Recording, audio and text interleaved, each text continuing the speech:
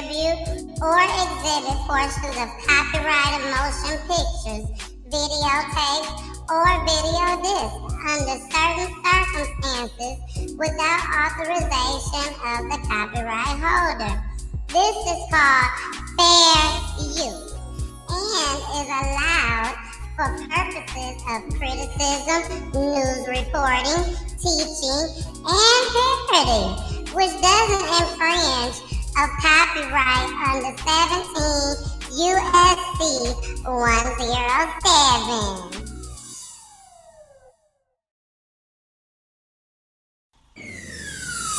Let's talk about real life issues, love and relationships. Let's have a good time with the missus.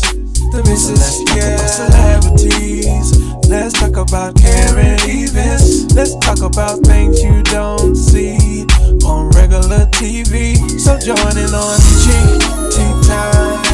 PGT time. Tune in on PGT time. PGT time. Come join us on PGT time. PGT time. Join us on PGT time. PGT time. Yeah.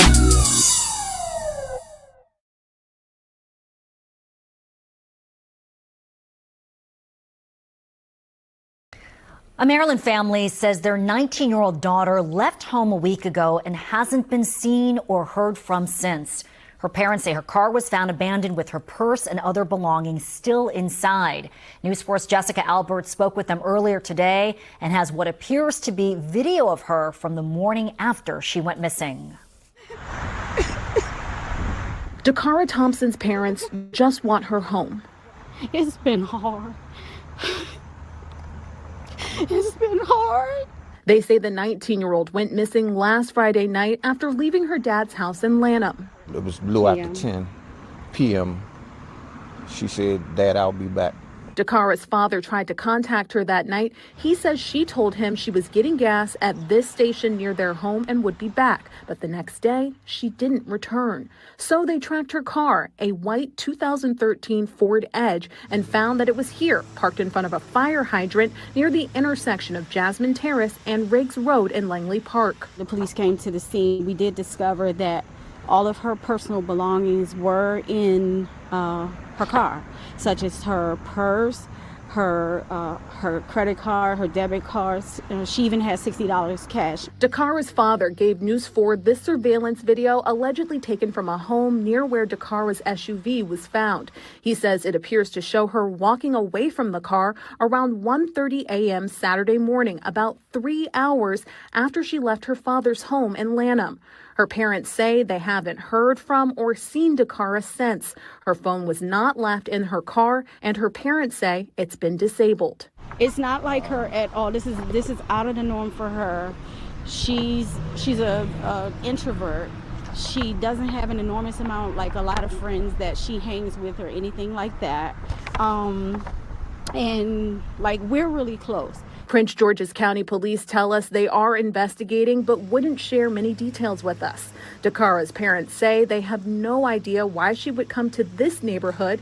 They're desperate to find her and want anyone who's seen her to call police. We've been saturating the area, family and friends, with flyers. We've been knocking on doors, just everything to try to just get our daughter back home safely.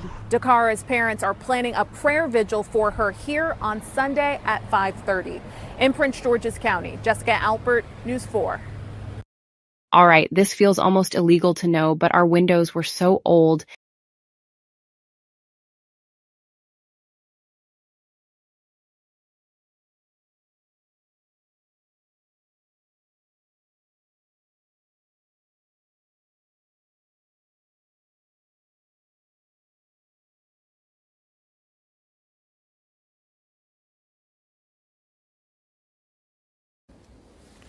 Good morning. First, I'd like to thank members of the media for showing sensitivity during the reporting of this case. We know there were questions that you had and questions that we couldn't answer due to the investigation being ongoing. On September 5th, detectives from the Prince George's County Police Department's Homicide Division developed probable cause to present charges for the murder of Dacara Thompson. This morning, criminal charges were issued for first-degree and second-degree murder. The facts of the case: 19-year-old Dacara Thompson was last seen on August the 22nd. She was reported missing the very next day. On August the 21st, her family located the vehicle in the area of Jasmine Terrace in Hyattsville, Maryland. On August 31st, what we believe to have been Dakara's body was located by the Maryland State Police Department in the area of eastbound Route 50 at Route 97. On August 23rd, in the area of University Boulevard in Hyattsville, Maryland, a short distance from her vehicle, at approximately 3 a.m., for reasons still under investigation, it appears that Dacara willfully entered a vehicle being driven by Hugo Rene Hernandez Mendez, 35-year-old male out of Bowie, Maryland. Through investigative techniques and video review, detectives were able to track the vehicle's movement to an address on Kimber Ridge Drive in Bowie, Maryland. On September 4th, several search warrants were obtained and executed pertaining to this case, which led detectives to obtain enough probable cause to take Hugo Rene Hernandez Mendez into custody and present him to the court commissioner for the murder of Dacara Thompson. We believe the murder occurred in the home on Cambridge Drive in Hernandez's bedroom. Her body was taken to the location that it was recovered at by Hernandez. At this time, there are no additional suspects. However, this investigation is ongoing. Our thoughts and prayers are with her family during this time. Detectives from the Prince George's County Police Department's Missing Persons Unit were quickly joined by the Prince George's County Police Department Homicide Unit, along with our law enforcement partners from Maryland State Police and the City of Bowie, who worked jointly and tirelessly to determine the facts of this case. Because the pre-existing relationships between our agencies, we are where we are. There's still a lot of investigative work to be done in this case, and we're asking members of the community or anyone that may have information about this case to contact us at 1-866-411-TIPS. Throughout this case, members at the highest level of our law enforcement agencies were kept abreast of every development, and cooperative decisions were made jointly. I have no words to express my appreciation for the Superintendent of the Maryland State Police, Colonel Butler, and Bowie's City Police Chief, Dwayne Preston, for their involvement. In addition to law enforcement involvement in this case, the highest level of our governments were kept abreast of this matter. This included daily briefings with Deputy Chief Administrative Officer Melvin Powell and County Executive Aisha Braveboy, both of whom provided unwavering support for our teams who were conducting this investigation. Incidents like this affect our entire community. Ms. Braveboy's involvement in this case, for me, further reflects her passion for people and the community that we serve. On behalf of our department, I want to personally thank you for your support in this tough case.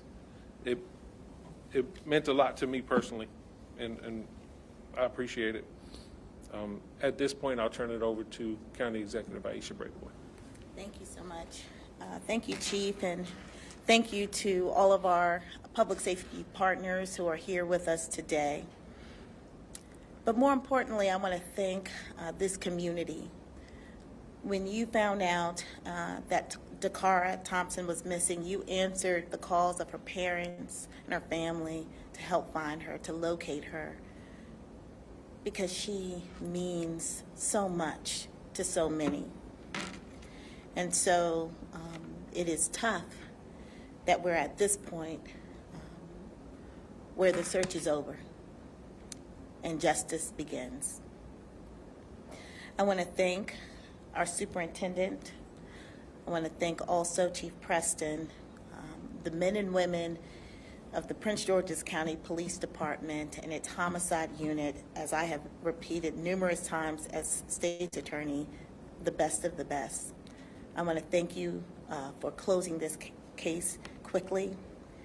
And now we will hand this case over to our State's Attorney, Tara Jackson, to seek justice. But I did want to reflect on Dacara Thompson, young 19-year-old graduate of St. Charles High School in Charles County. She was living with her father, and part of the reason she lived here is because she was working for nonprofit Prince George's as part of her service year option that she decided to participate in, and that this activity is sponsored by our Governor Wes Moore. So this is a young woman who dedicated part of her young life to serving others, And I want that to ring home to all of you that this is a good young woman who wanted to do good for her community. And now her community will stand behind her family as we seek justice for her. I will now turn the mic over to our Superintendent Butler. Good morning. On behalf of Governor Wes Moore and the entire Maryland Department of State Police family, I'd like to extend my deepest condolences to the family and friends of Ms. Dacara Thompson, a young life that was taken far too soon. Shortly before 5 p.m. on August 31st, troopers from the Maryland State Police Annapolis Barrack were dispatched to the area of U.S. Route 50 between Maryland Route 424 and Interstate 97 in Anne Arundel County for the report of a disabled vehicle. Upon arrival, troopers observed a female lying unresponsive in a grassy area off the highway. Information obtained indicated the disabled vehicle was unrelated to the investigation that we have embarked upon.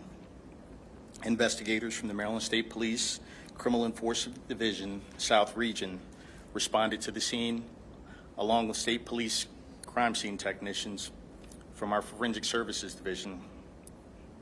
They processed the scene. Shortly after, they contacted the Prince George's County Police. The Maryland State Police and the Prince George's County Police have been conducting a joint investigation into the death of Ms. Dacara Jackson. As additional information becomes available, I am sure the Prince George's County and the Maryland State Police will share that information with you. The circumstances surrounding her death still remain under investigation, so we will continue to answer those questions that we think the community and the family want those answers. Thank you. I'd like to introduce Chief Dwayne Preston from the City of Bowie.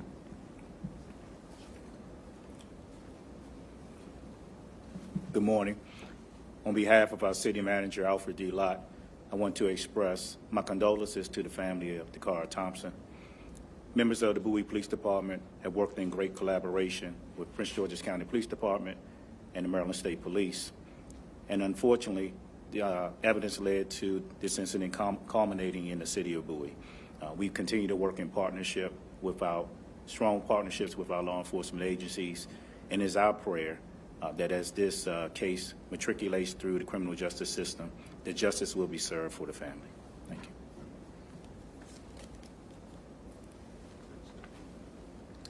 Good morning.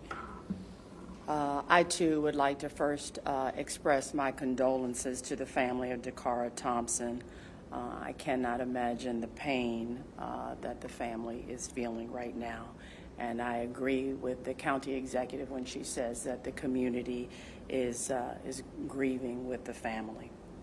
I also want to thank the county executive and her leadership team, Chief Nader, Chief Preston, our Maryland State Police partners.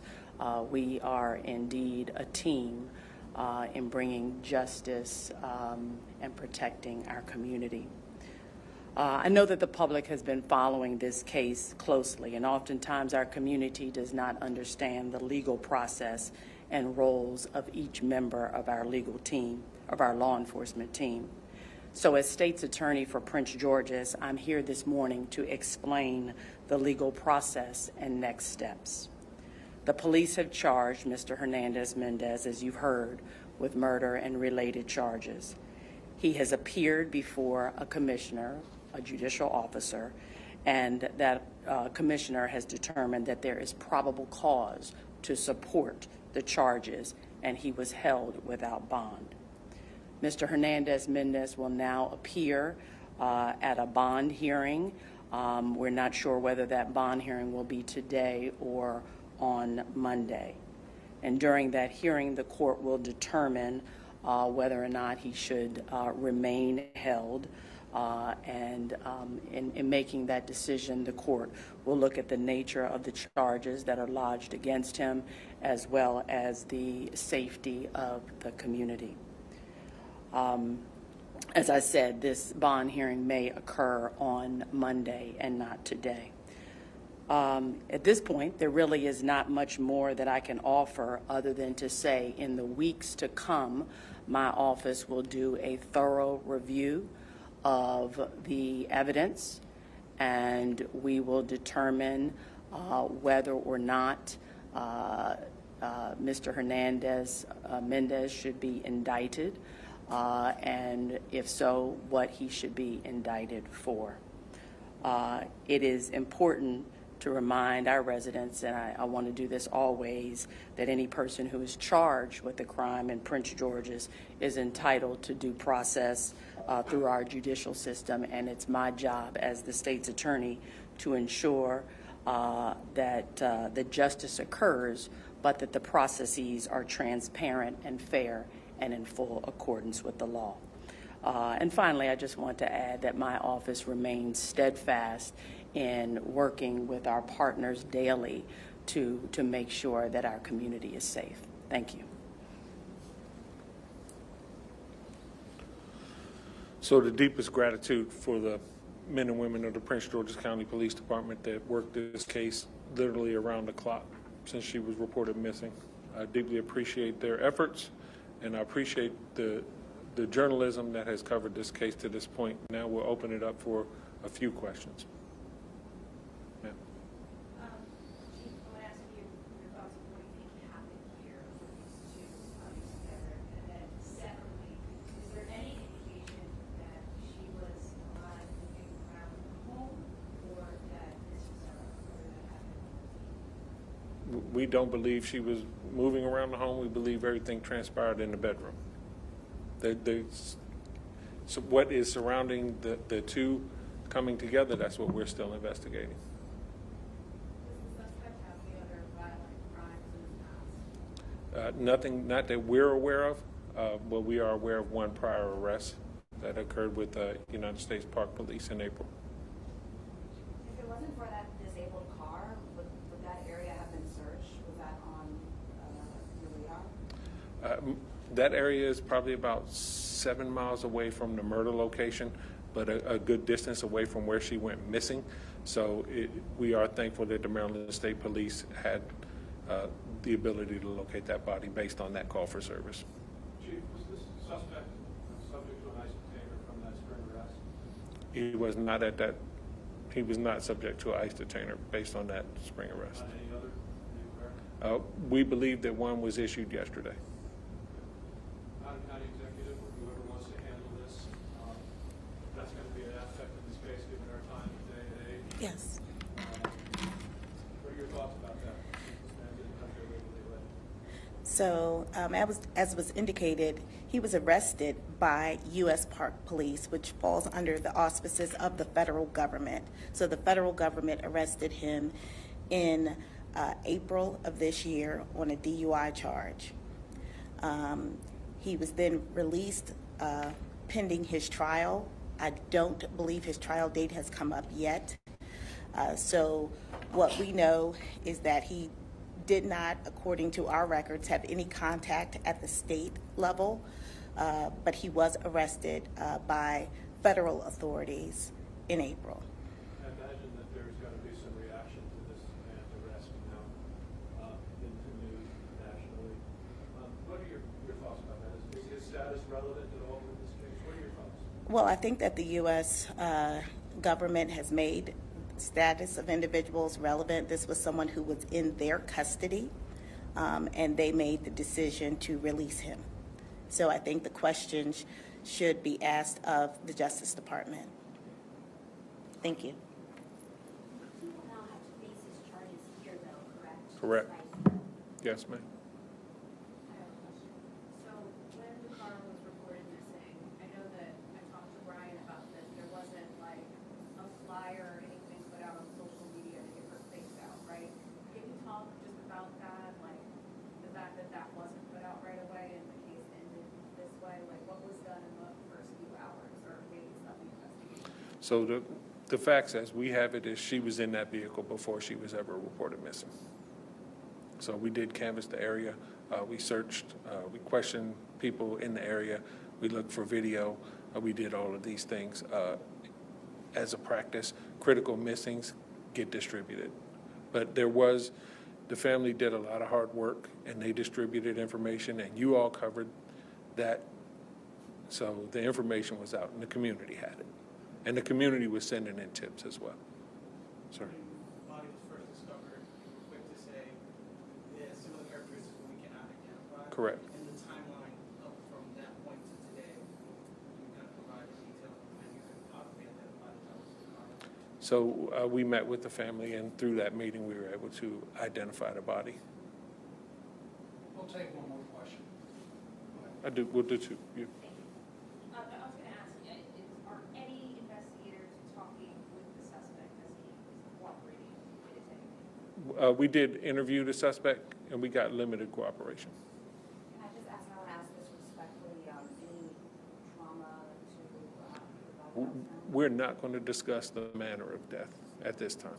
But thank you for your question. And thank you all. We really appreciate you coming up.